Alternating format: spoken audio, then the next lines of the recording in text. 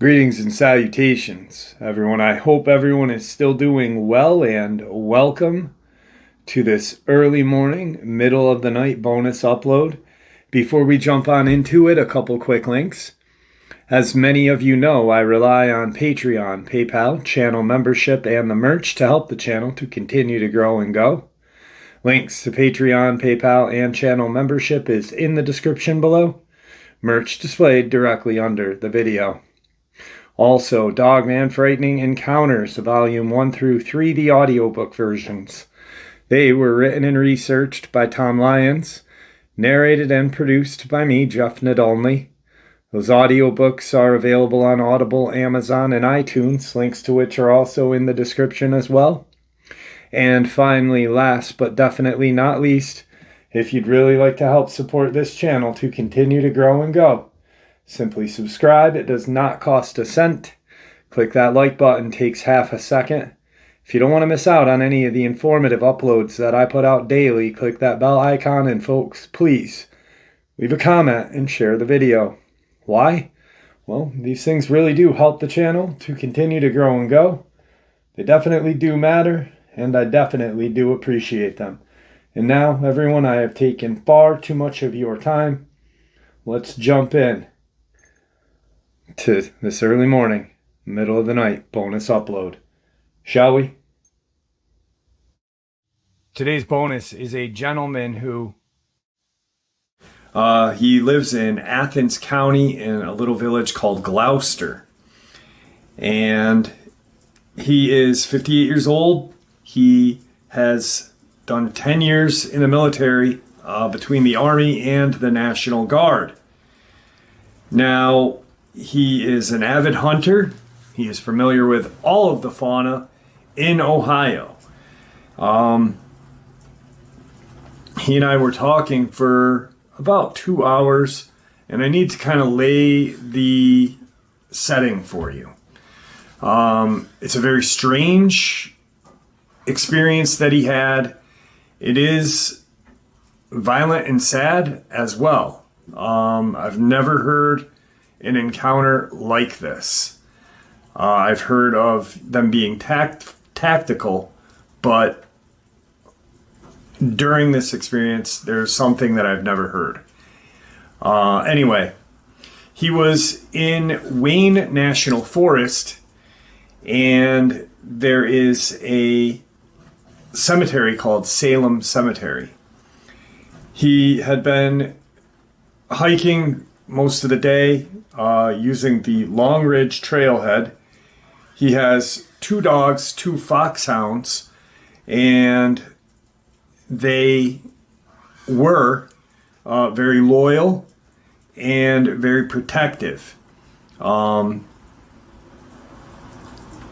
He said that they were probably the best dogs he's ever owned in his life. Now, they were not aggressive, but they were very protective. He made that known. So he had hiked most of the day, and he had went around this area called Lake Vesuvius, just hiking, having a great day. This is about 3 weeks ago. He said as he was hiking, he went off course just to get the dogs running a little. He has a extended lead, one that extends out to about 100 feet. He's got both in one hand. Now, he's in the woods. His dogs are pretty smart. He said they're about 4.5, 5 years old.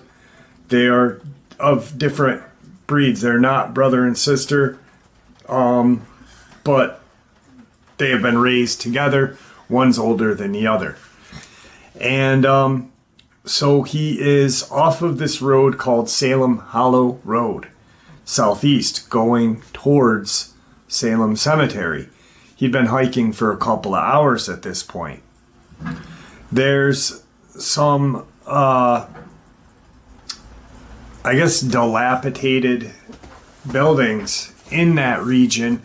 What looked to be like, he had me look it up, what looked to be kind of like a couple of brick and mortar walls with what looked like gates, cast iron gates. So when he gets to this area, he's been here numerous times. This is a hike that he does. He's divorced. He's got nothing else to do when he's not working. So he hikes a lot. Weather's nice. He likes to exercise his dogs. This is where things get really strange. And I'm going to have a hard time wording it, but he's walking the dogs and he comes to this area and he hears this very strange kind of growl and like a panting noise. His dogs have now perked up. They're looking around like, what's going on? He can tell that whatever is making this noise is really close to him. He is kind of rounded the corner to where this, I guess, old building was. He doesn't know what it is. He's, asked a couple of people, and there's been, different, how things are when, there's an old structure. People say it's this, it's been that, it was this. He thinks that it was like a smelting plant back in the day. He's not really sure. As he rounds this corner, he pulls the lead in, the retractable lead. The dogs are now 10 to 15 feet in front of him. He's got them in each hand now and walking so he can have more control. He rounds this bend and he sees what he assumes at first are two huge wolves.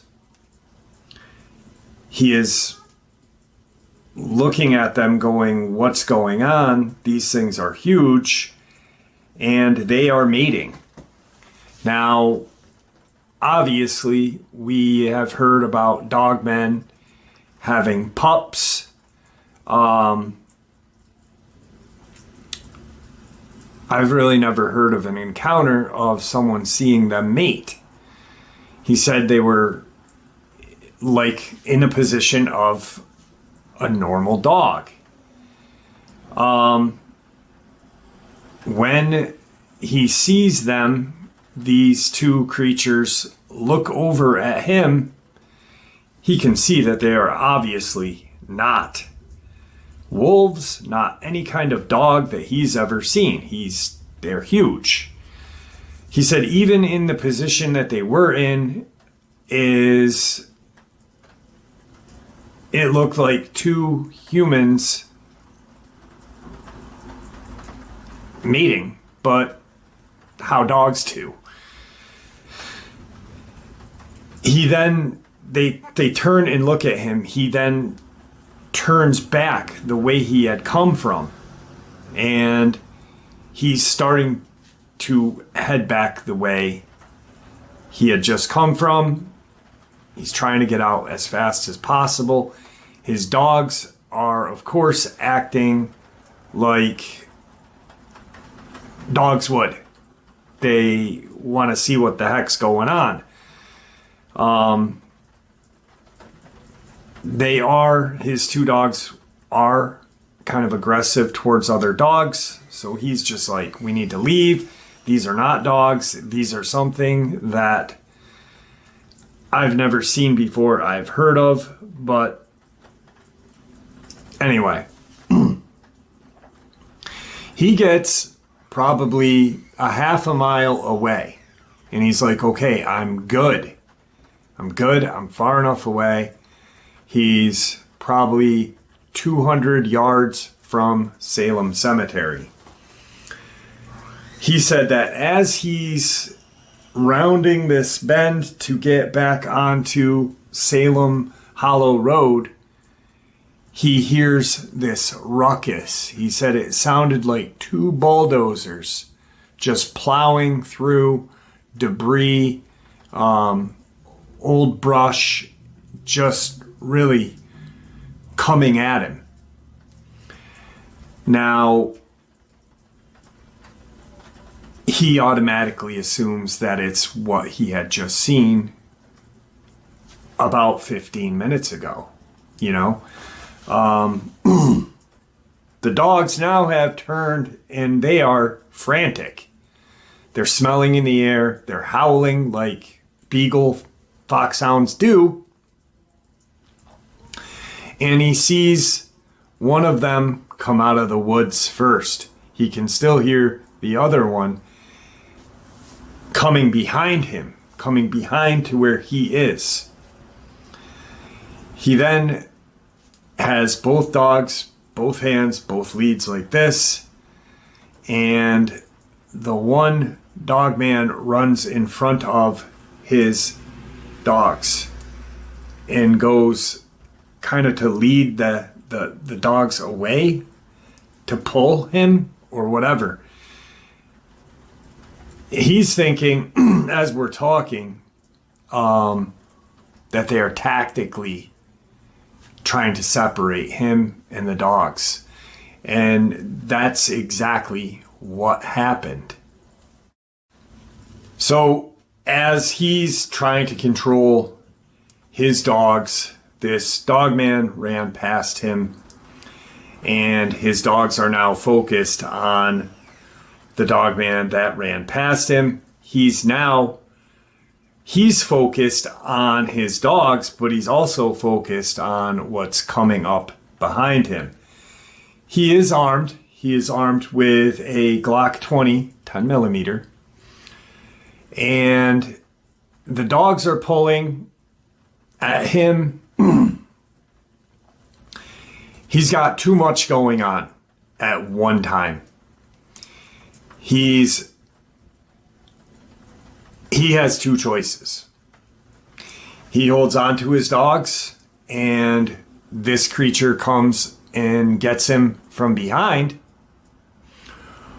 or he lets go of his dogs and pulls his sidearm. He does the only logical thing. He lets go of his dogs. As he lets go of the dogs, he has seconds to pull his sidearm.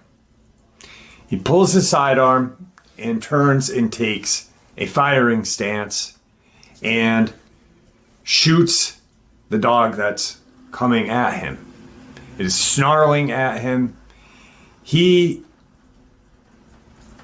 I asked him, I said, well, obviously we know they were mating. Do you know which is which? He said, the one that ran in front of me was huge. He said, I assumed that it was a male. The one that's coming at me is probably 6.5, 7 feet tall, right? It is running full bore at him. He turns, takes firing stance, and shoots. He said he didn't unload the full mag. He shot 4 times. He shot center mass twice and raised. He believes he shot it in possibly the neck and face. He knows he shot it in the face once. He doesn't know if the third shot that he believes he went up. He said center mass and went up, which, you know, talking to this guy and getting a feel of his knowledge of firearms and stuff like that, I really think that he came off as a very good shot. He wasn't bragging. He wasn't, you can tell. For those people who go to the range and shoot, you can tell who is full of crap and who's not. I purposely don't talk about my range time. I don't talk about my shooting ability. It's my business and my business alone. You know, that's how I feel about it. I think that people who come off braggadociously are a fraud. You know, there's no need to display or whatnot, you know. It's the way I feel, and I'm sure a lot of you who are shooters and enjoy shooting at the range will agree. So as he takes his shots, the creature kind of makes this weird moan. And he said as it turned, it started running. He saw that it had male genitalia. And it took off almost the way it come. And it wasn't running as fast or as well as it was. At this time, he's now focused on his dogs. During the shoot, he can hear his dogs are now in a fight. They're engaged in some kind of fight. He starts running towards where he believes his dogs are. He sees this other dog man. It actually had the lead in its hand. He said, you know, Jeff, I don't know how it could close its hand and make a grasp because of the nails it had, but it did. And he said, I couldn't believe what I was seeing. It was so intelligent that it knew that this lead was controlling my dogs. And it had, you know, the dog man had already killed one of his dogs. It was dead. And it was still holding on to the leads. Not by the handles, but by the cord, the wire, the plastic coated wire. The other foxhound is in bad shape. It's whining, it's cowering on its side, you know, just trying to get up. It sees his master, and at that point, we had to take a break because he's in tears. He said that when he saw his dog the way it was, he made two split decisions. I looked at my other dog and I knew it was dead, and there was no way that no matter the amount of money that I was going to be able to save my other dog. It was in pain. It was dying. The dog man was not killing. It didn't. These things are so sick. They are almost like sadistic serial killers, the way he explained it. He said that it was just almost torturing it. He said, I stopped dead in my tracks. I fired. I put my dog down out of its misery. He said, before this other dog man could turn, he said, I shot twice in its back. And as it turned to loop around at him, it kind of dropped. He said, at first, I'm thinking maybe I severed its spinal cord. But it dropped onto all fours and turned to face him. He said I must have hit it in the shoulder or whatever. He's out of breath. He had just started running. He's, really stressed out, and he's at a point of disbelief of what is going on. This is a park that he's used multiple times. He's been here multiple times. Never, ever has he seen or heard anything like this. This Dogman now is standing face to face with him. He says it's probably a good 4.5 to 5 feet at the shoulders. It looks at him. He's staring down. They are both staring at each other. He has got his bead on this dog, and he has got it trained directly in its face. He was going to mag dump on this creature right in its face. He said, I didn't have a better shot. He said, I was looking at, sternum. He said, he shot that one Dogman in the chest, and it ran, it hobbled. This one I just shot in its back. He goes, at first I thought I did shoot it in its spine, but when it turned and dropped to all fours, he goes, I knew I didn't.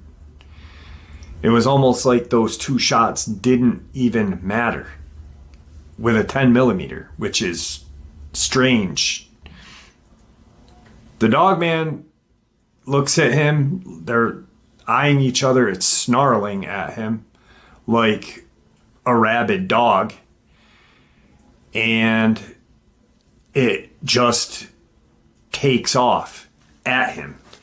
He shoots 2 shots, but it's not running directly at him, so he shoots it in the side, and it just runs right by him. He knows both shots hit it, probably in the ribs. He's fouling, and he's watching this creature run by him. He said the strangest thing was I looked, and he goes, I don't know why I was drawn to look at its feet. But he said the back feet kind of were like this as it ran. Almost, it was like on its toes, running full bore. But the front feet were kind of cupped like that, like a paw, but a hand. And it was so fast that he doesn't believe it. He thinks that if he took another shot, that it would have just been a wasted bullet. The bullet probably would have just, it would have been a shot with no target. So it would have just been sailing in the air. And anyone with any kind of training or respect knows that he then goes to his dogs, looks at his dogs. They're tore up. He is trying to figure out what to do. He then calls the Ohio, he calls Athens Sheriff's Department. And at that point, they are trying to figure out where he is to send someone down to help him. He hasn't exactly told them what went on. So he notifies Athens County Sheriff's Department. He lets them know, hey, I am by the Salem Cemetery off of Salem Hollow Road Southeast. I need assistance. I was just attacked by a wild animal. My dogs are dead. A couple deputies come down. They are talking to him. he's not sure exactly what he should say. He does not want to be labeled crazy. So he's like, I don't know what they were, but they were large. They ran bipedally and quadrupedally. And they took rounds from my 10 millimeter. One of the deputies, they look at the dogs, they look at the scene. One of the deputies goes and calls county wildlife officers. And one of the wildlife officers comes out. At this point, he is sensing something's going on. The deputies have now started to treat him with how he didn't expect to be treated the way he was being treated after being attacked. His dogs are now dead. He had to put one of his dogs down. The county county wildlife officer comes out and he says that you had just encountered two bear coming out of hibernation, and this is, what happened. You probably startled them, and this and that. He goes, these were not bear. He said, these were something different. I don't know what they were, but they weren't bear. The deputy then starts to, they just drop everything about talking about what just attacked him and his dogs. And they start talking to him about his firearm. They take his firearm. They start to harass him about having to put down his dog, which you can clearly see was really badly wounded. There's only one. As a divorced man, he never had kids. His dogs were his kids,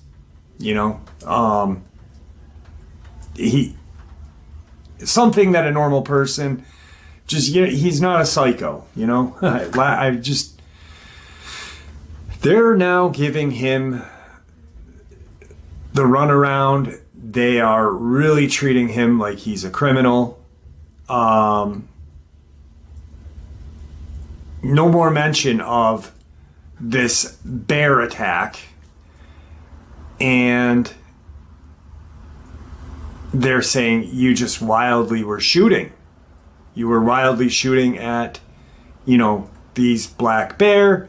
You shot your dog. We're arresting you. He was then arrested. And he was charged with cruelty to animals. He was charged with discharge of a firearm in state and federal land, both state and federal. So he got a ticket from the Department of Conservation, the conservation officer, and the county. They put his dogs, wrap his dogs up, and they are then brought to wherever. He's then responsible for a vet bill for the cremation of his dogs. And he's arrested, booked, whatever, released on his own recognizance, obviously. So this is where it gets even weirder. And I am now going, this is crazy. you are now you've now shared an encounter with me that I have never heard of a Dogman breeding, but obviously we know they do. I mean, we know they do. They have to. And now you are being treated like a criminal, which is even more disgusting. He's then he goes to court, and they fine him for shooting at they hit him with hunting while not during hunting season, whatever kind of ticket that was, even though he's shooting with a pistol and protecting himself, and everything else. Improper discharge of a weapon, cruelty to animals. He's fined and pretty much told by the conservation officer. The deputies didn't show up at court. The conservation officer did. Apparently, the judge and him and the DA had spoken. Fines were given, and as he's leaving the courthouse, the officer comes up to him and says, "You shot at bear. You know that's what you shot at. You know that's what killed your dogs. And you're lucky you're not in jail." Can you tell me where that's right? He is now charged with thousands of dollars because even though he didn't kill the bear, they are considered an endangered species, I guess, in Ohio, is what he was hit with.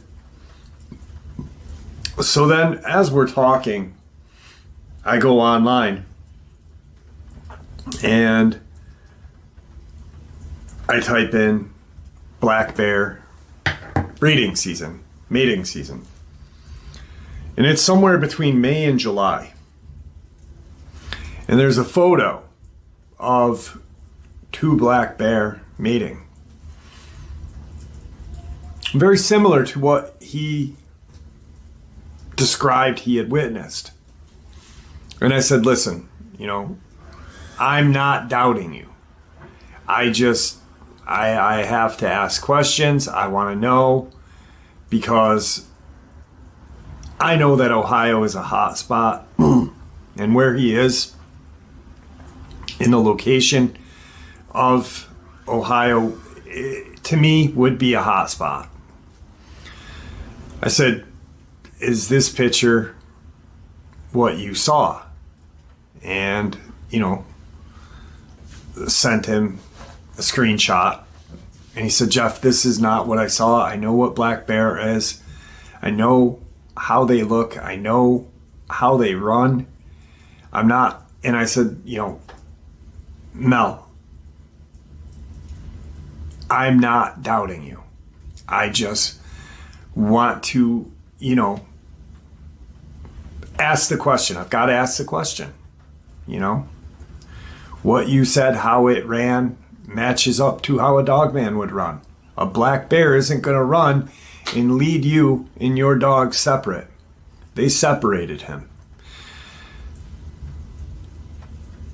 We're talking, and that's his whole experience, all right?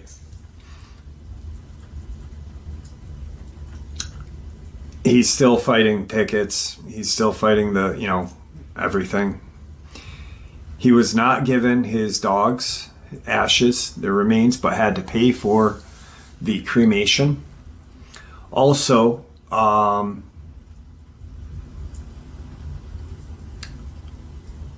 he's, paying all these fines. We end up talking a little bit after. Anybody who has done an interview with me knows that I just don't get the experience. I talked to you before, during, and after. I said, why do you think that it took so long for them to come after you if they were growling? And he said, Jeff, I thought about this. He said, let's just say that they are canine and have canine DNA mixed with whatever, or they are some type of canine that, whatnot. How do canines reproduce? Well, they're stuck for a long time. Maybe, he said, maybe my dogs and I surprised them. They were stuck. If anyone knows anything about canine reproduction, they get stuck during the process. Maybe that's what happened. That's why maybe it took so long for them to come back and track us down. Another interesting thing that I grasped from this whole thing is that the male was smaller than the female. So are these huge dogmen that we're seeing? He said that in the other one did not have male genitalia. He couldn't see any genitalia. He said, but he didn't see any breasts either. He saw what appeared to be nipples on both, but it was just a weird kind of structure that he was looking at. It was not a bear.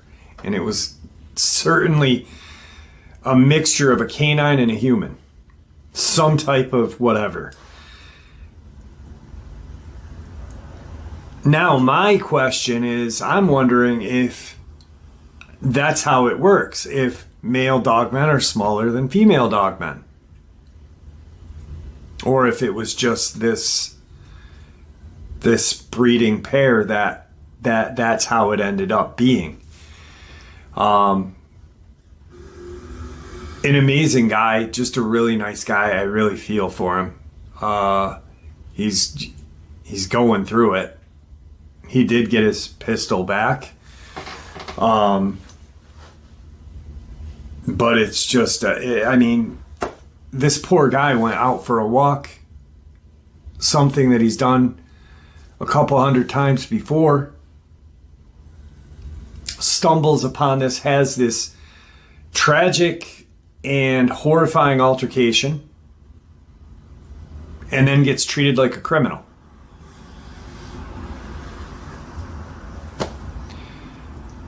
He doesn't know if there's kind of a cover-up going on to where that conservation officer knew and just wants to keep it quiet or what, but he knows that he was wronged 100% by our government, by his local, state, federal, whatever, through the whole process. This guy is a victim all the way around. It's tragic. It's disgusting.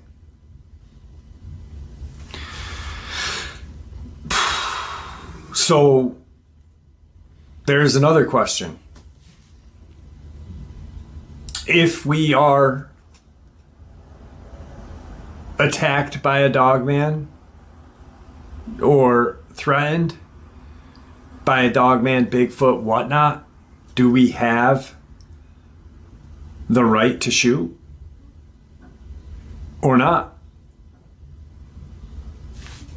Who's to say? Like I said to him, I said, this is crazy, because what if I'm in upstate New York hiking